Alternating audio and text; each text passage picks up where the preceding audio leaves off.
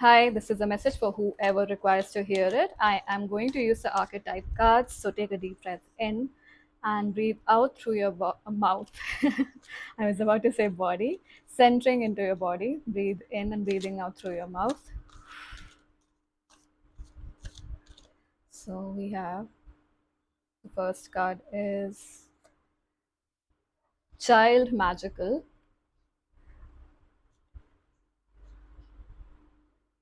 The second card is Avenger. The bottom deck energy is Engineer. Maybe some of you are in this field, the field of engineering in some way, shape, or form. And the cards that we have are Child Magical and Avenger. I'm going to take a moment with these cards. So, the light attributes for the Child Magical are seeing the potential for sacred beauty in all things, the belief that everything is possible. Then we have the Avenger. So I'm being drawn to talk about the shadow attribute here, which is resorting to violence in the name of a cause. So I was about to say restoring. What I'm receiving here is that you are innately this child magical energy, someone who sees beauty in everything. They admire every single speck of dust that's moving around or floating around in the air when the sun rays are hitting a certain specific spot. And so through that sun rays, when you see those dust particles moving around, floating around, some of you are are those kind of people who really enjoy that, or you find peace in noticing such small details of life, of nature, of being. And what is happening is that energy is right now quite subdued, and both these colors are actually reminding me of the heart center and also our crown center, crown chakra. And with the Avenger energy, what I'm perceiving is, because you are not able to, what with whatever life circumstances are or situations are right now, you're not able to tap into that magical energy within you. You might be restoring violence. That's why I was talking about the word restoring. I was wondering why that word was coming up instead of resorting. So with restoring violence, what I'm receiving is, because you're not able to find, or I feel like someone is tied up, like almost mummified, but not the head, or yeah, not the head, just your entire body. So because your head is active, you're able to listen to or experience everything, but you feel immobile. You feel that you're not able to do certain things or access certain things or access certain energies. And because of that, you were wanting to restore violence, or ignite that shadow aspect without awareness, and from a place of, I would say, more so lack or fear. You're wanting that shadow aspect to come up from, rather than from a place of empowerment. So you are restoring or bringing that energy back within your life, or within just your energy field and way of being, where you feel like, only if I retaliate, that's the only way I can get out of this, but that may not be necessary. So it's actually pointing towards the fact that the more aggressive things are getting outside, the deeper you have to just go within and just connect with your inner child, with the magical self that you have within you.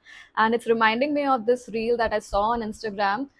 It's such a beautiful reminder that all good things, so it starts with the fact, with the line that bad things they stick out, they are very prominent. That's because all the good things are always present. It's more, they're almost omnipresent, if you could see, or if you would notice the well-being that's around you, just this electricity that we have access to for so many of us, or the sunlight hitting us, or the trees growing abundantly and nourishingly without always having help from us. For in the forest, in forests or in the forest, nature is thriving on its own. There's a symbiotic connection between the sun and the plants or the trees or the grass, right?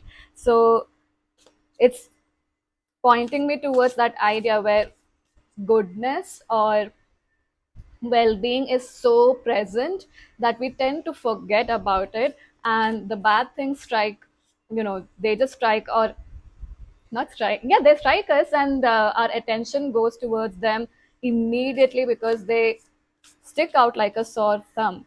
So there is this energy here where you have to settle down. And maybe what will happen is when I was talking about the analogy of feeling, mummified without your head being, bandaged, you will relax so much that the cover, mummified cover or the bandages will loosen up, and your body will relax and become one with your soul. With this awareness, when you tap into your magical energy, when you tap into your magical perspective about life, about what all is going well, without you purposefully thinking about it or anybody else. So I'm going to pull just one card from White Light Oracle. Might refer to its guidebook, maybe. So, wow, it's so beautiful because we have Theta of Venus. So, Venus is the planet of love. It's about harmony, it is about beauty, right? What did the child magical say? The belief that everything is possible, seeing the potential for sacred beauty in all things. This is your innate nature. And Theta of Venus, it's reminding me of theta waves. And I think those are the waves where we are in deep sleep. So, doing you know, deep meditations, essentially what I was about to say, doing deep sleep, but essentially taking out time to relax your nervous system so much that you go into deep sleep. So doing meditations like yoga nidra, or focusing on your breath to the point that you feel light in your body, and then you're able to access that soft yet fierce power within you about seeing beauty in all that is.